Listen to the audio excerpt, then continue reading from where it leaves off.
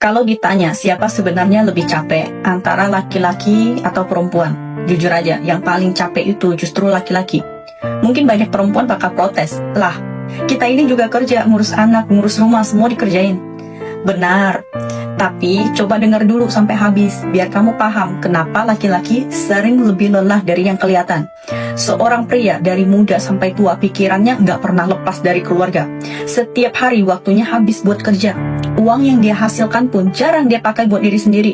Semuanya buat istri, anak, dan rumah. Yang tersisa cuma kerutan di wajah dan tubuh yang makin lama makin lelah.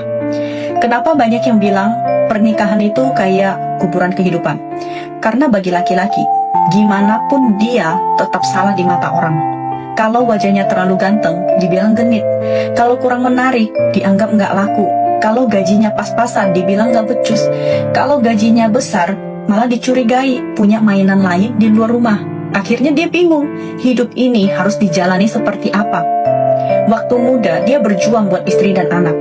Udah tua, masih harus mikirin masa depan anak-anaknya. Kayak hidupnya cuma buat orang lain, bukan buat dirinya sendiri. Coba lihat kenyataan. Kalau keluarga hidupnya susah, yang disalahin siapa? Bukan istrinya, tapi suaminya. Kurang usaha, nggak punya kemampuan, nggak tanggung jawab. Padahal dia mungkin udah jungkir balik tiap hari. Kalau seorang wanita ninggalin suaminya yang miskin, orang bakal bilang itu wajar. Tapi kalau laki-laki miskin pengen mempertahankan istrinya, orang bakal nanya, emang kamu siapa? Giliran dia sukses, punya uang, dan pengen bahagia lagi, langsung dibilang nggak setia. Kita sering teriak kesetaraan gender, tapi coba lihat kenyataannya. Laki-laki dituntut buat jadi anak yang berbakti, suami yang bisa menafkahi, ayah yang bisa jadi panutan, dan pekerja yang nggak boleh salah langkah sedikit pun. Karena sekali jatuh, yang ikut jatuh bukan cuma dia, tapi seluruh keluarganya. Beda sama perempuan. Kalau dia memutuskan untuk istirahat di rumah, nggak ada yang nyalain. Tapi kalau pria kehilangan pekerjaan, semua mata langsung menghakimi. Makanya banyak pria sekarang pulang kerja bukan langsung ke rumah, mereka duduk dulu di kendaraan, merokok, diam. Karena cuma di situ dia bisa jadi dirinya sendiri, tanpa harus jadi ayah, suami, atau anak.